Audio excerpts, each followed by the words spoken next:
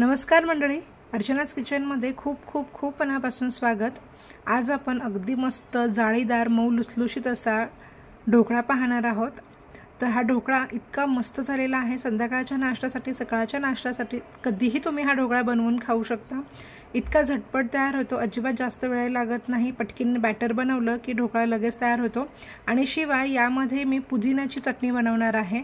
तर ही फक्त आणि फक्त पुदिन्याची चटणी आहे। बाहेर मार्केटमध्ये आपल्याला कोथिंबीरची चटणी दिली जाते, पण इथे मी अगदी मस्त पुदिन्याची चटणी इथे बनवलेली आहे, जी या ढोकळ्यासोबत खूप मस्त लागते। तर चला मग सुरुवात आपण चटणीपासून करूयात। तर इथे मिक्सरचा जार घेतलेला आहे, यामध्ये 2 ते 3 चमचे सुकं खोबरं घेतलेलं आहे। आता यात थोडंसं आलं टाकलेलं आहे आणि 6 ते 7 लसणाच्या पाकळ्या टाकायच्या आहेत। आणि इथे 2 हिरव्या मिरच्या मी मधनं अशा तोडून घेतलेल्या आहेत। तर हे मिक्सरमधनं सुरुवातीला पण बारीक फिरवून घ्यायचं आहे या पद्धतीने। आता इथे भरपूर अशी पुदिना घेतलेली आहे मी आणि छान अशी स्वच्छ धुवून घ्यायची आहे पुदिन्याची पानं आणि ती आता मिक्सरच्या जारमध्ये काढून घ्यायची आहेत। आणि आता हे आपल्याला छान थोडंसं पाणी टाकून फिरवून घ्यायचं आहे, कारण नुसतं असं वाटलं जात नाही, त्यामुळे पाणी टाकून फिरवून घ्यायचं आहे, पण खूप पाणी टाकायचं नाही आहे। चवीनुसार मीठ टाकलेली आहे आणि थोडंसं यामध्ये साखर टाकायची आहे चवीप्रमाणे आणि हे पुन्हा फिरवून घ्यायचं आहे। आणि इथं आपली अगदी मस्त अशी पुदिन्याची चटणी तयार झालेली आहे। तर ही चटणी या ढोकळ्यासोबत इतकी मस्त लागते खायला, तर या पद्धतीने हा ढोकळ्याची चटणी जी आहे ती नक्की करून बघा। आता आपण ढोकळा करायला सुरुवात करूया। तर त्यासाठी एक बाउल घेतलेला आहे, यामध्ये 1.5 वाटी बेसन घ्यायचं आहे। तर बेसन चाळून घ्यायचं आहे। तर मी सेम वाटीने 1.5 वाटी बेसन घेतलेला आहे आणि अर्धी वाटी रवा घेतलेला आहे। तर इथं हा जाड रवा आहे, त्यामुळे तो मिक्सरमधनं मी आता बारीक फिरवून घेणार आहे। तर प्रमाण लक्षात ठेवा, 1.5 वाटी बेसनसाठी अर्धी वाटी रवा घ्यायचा आहे आणि रवा पण छान बारीक करून घेतलेला आहे मी। जितका बारीक होईल तितका बारीक करायचा आहे आणि या बेसनमध्ये आपल्याला टाकून घ्यायचं आहे। आता यामध्ये चवीनुसार मीठ टाकलेलं आहे आणि यामध्ये आता 1.5 चमचा साखर टाकायची आहे आणि पाव छोटा चमचा हळद टाकायचा आहे। आता इथं मी सायट्रिक ॲसिड वापरते आहे, तर अगदी पाव छोटा चमचा सायट्रिक ॲसिड वापरायचं आहे। सायट्रिक ॲसिड जर नसेल तर तुम्ही इथे अर्धा लिंबाचा रस टाकू शकता। आता हे व्यवस्थित मिक्स करायचं आहे कोरडं आणि त्यानंतरनं थोडंसं पाणी टाकून याच्यात छान असं बॅटर बनवायचं आहे। खूप घट्टही नसावा आणि खूप पातळही करायचं नाही आहे। तर थोडंसं पाणी टाकायचं, अंदाज घेत आपल्याला पाण्याचा वापर करायचा आहे। ज्यावेळेस बेसन आपण वाटीमध्ये भरतो तर त्यावेळेस आपल्याला खूप जास्त दाबून भरायचं नाही आहे बेसन, तर हलक्या हाताने बेसन भरायचं आहे। आता इथे थोडंसं पाणी टाकून याचं छान असं मी बॅटर बनवते आहे। तर हे बॅटर जितका वेळ आपण छान असं ह्याला फेटता येईल तितका वेळ आपल्याला ह्याला फेटून घ्यायचं आहे। तर मी साधारणपणे एक 5 ते 6 मिनिटं याला छान सतत असं फेटून घेतलेलं आहे। यामुळे अगदी पीठ छान हलकं होतं, एअर बबल्स निर्माण होतात आणि अगदी हलकं होतं। आता रवा आहे त्यामुळे थोडंसं झाकून 10 मिनिटं बाजूला ठेवायचं आहे। त्यानंतर आता ज्या प्लेटमध्ये आपल्याला ढोकळा स्टीम करायचा आहे तर त्याला व्यवस्थित तेल लावून घ्यायचं आहे। तर मी व्यवस्थित तेल लावलेलं आहे, सर्व बाजूने कडाने वगैरे तेल लावून घ्यायचं आहे।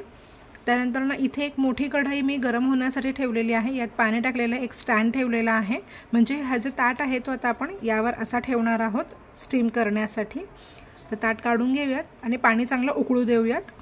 तर इथे 15 मिनिटं छान पीठ मी छान रेस्ट करून ठेवलं होतं। पुन्हा याला 1-2 मिनिटं फेटून घ्यायचं आहे, म्हणजे अगदी छान असं हलकं असं पीठ तयार होतं। आता इथं मी इनो घेतलेला आहे, तर 1 इनोचं पाऊच आपल्याला यात टाकायचं आहे आणि इनो ॲक्टिवेट होण्यासाठी यात थोडंसं पाणी टाकायचं आहे, अगदी खूप पाणी टाकायचं नाही आहे। आणि हे व्यवस्थित मिक्स करून घ्यायचं आहे। तर इथं बघू शकता अगदी मस्त असं हलकं पीठ तयार झालेलं आहे आणि खूप फ्लफी झालेलं आहे।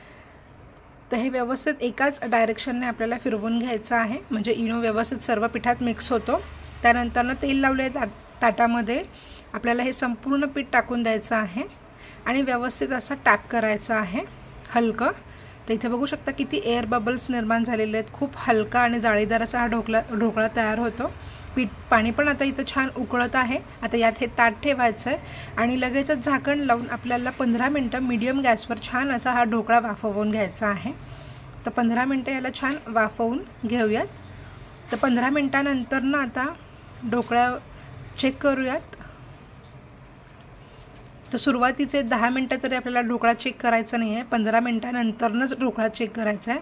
तर 15 मिनिटं संपूर्ण झाल्यानंतर ढोकळा बघितला आहे तर अगदी मस्त टूथपिक क्लीन आलेली आहे। आता हा ढोकळा संपूर्ण थंड करायचा आहे, तर मी संपूर्णपणे थंड केलेला आहे हा ढोकळा। गरम गरम असताना किंवा कोमट असताना ढोकळा आपल्याला काढायचा नाही आहे, नाहीतर ढोकळा तुटू शकतो. त्यामुळे संपूर्ण थंड करायचं आहे अर्ध्या तासासाठी आणि त्यानंतर ना व्यवस्थित याचे पीसेस कट करून घ्यायचे आहेत. तर मी छान असे याचे पीसेस कट करून घेतलेले आहेत. तिथं बघू शकता अगदी मस्त जाळीदार असा हा ढोकळा तयार झालेला आहे. छोट्या छोट्या आकारामध्ये मी ढोकळा कट करून घेतलेला आहे. या पद्धतीने या छोट्या छोट्या आकारामध्ये ढोकळा कट केल्यामुळे लहान मुलांना पण खायला सोयीस्कर होतं आणि खूप छान लागतो हा ढोकळा. तर या पद्धतीने हा ढोकळा आहे ना एकदा जरूर करून बघा. खूप मस्त जाळीदार असा हा ढोकळा तयार होतो. आता यावर फोडणी टाकून घेणार आहोत आपण. तर फोडणीसाठी मी 2 चमचे तेल घेतलं होतं आणि त्यामध्ये फक्त मोहरी आणि हिरवी मिरची टाकलेली आहे. आणि आता त्यावरून ढोकळ्यावर आपल्याला ही फोडणी ओतायची आहे. तर व्यवस्थित टॉस करायचं आहे म्हणजे फोडणी छान अशी मिक्स होते. ढोकळा पण तुम्ही बघू शकता किती जाळीदार झालेला आहे. खूप मस्त सॉफ्ट फ्लफी असा हा ढोकळा तयार झालेला आहे. नाश्त्यासाठी परफेक्ट आहे. पाहुणे जर घरी येणार असतील तर तेव्हा पण तुम्ही हे जरूर बनवू शकता. आता आपण ढोकळा मस्त असा सर्व करूयात. तर जसं आपल्याला बाहेर ढोकळा मिळतो आपण तसाच आता हा सर्व करणार आहोत. तर आता पेपरवर मी ढोकळा मस्त ठेवलेला आहे. कोथिंबीर असेल तर वरनं मस्त अशी हलकी कोथिंबीर भुरभुरायची आहे. त्यानंतरनं ओलं खोबरं असेल तर ओलं खोबरं तुम्ही टाकू शकता वरनं गार्निशिंगसाठी. आता मस्त चटणी पण आपली छान तयार झालेली आहे. तर ती पण आता आपण सर्व करूयात. आता इथं आपला मस्त असा ढोकळा आणि चटणी तयार झालेली आहे. तर या पद्धतीने हा ढोकळा आणि ही चटणी एकदा जरूर करून बघा.